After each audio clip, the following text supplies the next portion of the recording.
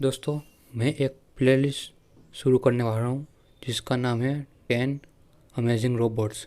इस प्लेलिस्ट में मैं 10 अलग अलग रोबोट्स के बारे में इंफॉर्मेशन देने वाला हूँ जो कि बाकी रोबोट से अलग होंगे, और ये वीडियो इस प्लेलिस्ट का पहला वीडियो है। तो दोस्तों, इस वीडियो में हम सबसे पहले बात करने वाले हैं मैस फॉर्म रोबोट के बारे में। तो चलिए शुरू करते हैं। Mass form robot.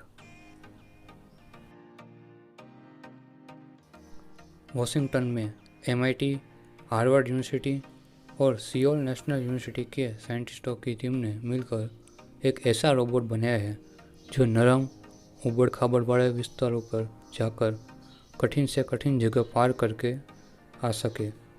एक ऐसा रोबोट बनाया है जिसका नाम है मैस फॉर्म रोबोट।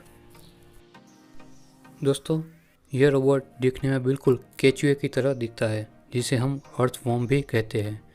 यह किसी भी जगह शांत होकर नहीं बैठता और बिल्कुल केचुए की तरह ही फर्श पर रेंगता रहता है। इस रोबोट की बॉडी केचुए की तरह नरम नहीं होती बल्कि मजबूत होती है। यह रोबोट हथौड़े का वार भी सहन कर सकता है। दोस्तों, जब भी हम रोबोट के बारे में सोचते हैं तो अक्सर हमारे दिमाग में मशीनरी, धातुओं, हथियारों ऐसा सब कुछ आता है, लेकिन यह रोबोट एक खतरनाक ट्रोल से जुड़ा हुआ है, जैसे कि गोक्यूबॉट्स, हाइड्रास, स्काईबॉट 2 ऐसा सबके साथ जुड़ा हुआ है।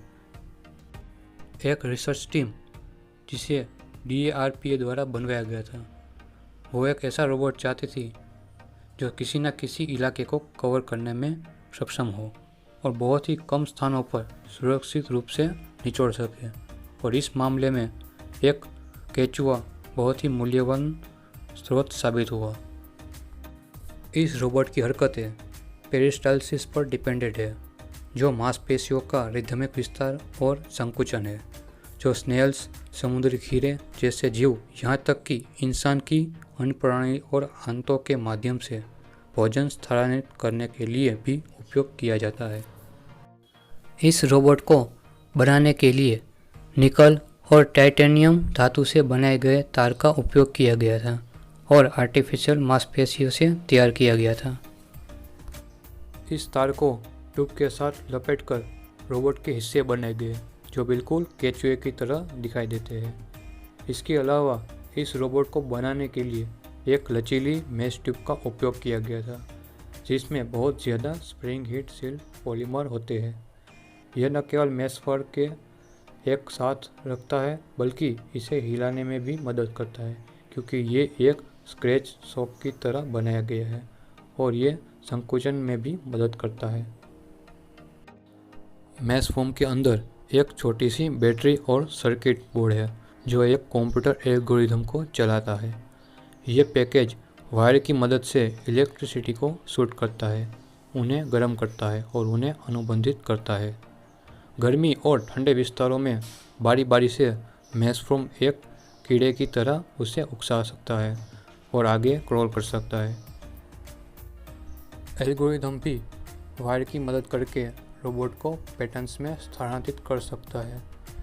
इस रोबोट को बनाने वाला नरम घटक इसे छोटे स्थानों में निचोड़ने के लिए आदर्श बनाते हैं, जो दूसरे रोबोट्स के लिए नहीं होते, और ये अपने आसपास बिना किसी नुकसान किए ये सब कर सकता है।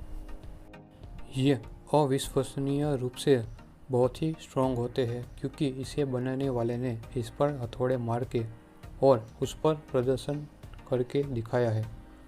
ज़्यादातर दूसरे रोबोट्स के मैकेनिकल पार्ट्स छोटे पैमाने पर कठोर और नाजुक होते हैं, लेकिन इस रोबोट के सभी पार्ट्स रेशेदार और लचीले होते हैं।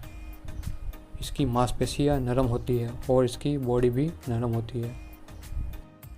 ये रोबोट कोई पहली बार नहीं बना, इससे पहले भी बहुत सारे रोबोट्स इस तरह के बनाए गए हैं, लेकिन सभी फेल हुए। जैसे कि नासा ने 1966 में एक लूनार रोवर बनाने का सोचा था, जो टमाटर के कीड़े के सेगमेंट जैसे वायुमुक्त धोखानी द्वारा चलाने में आया था।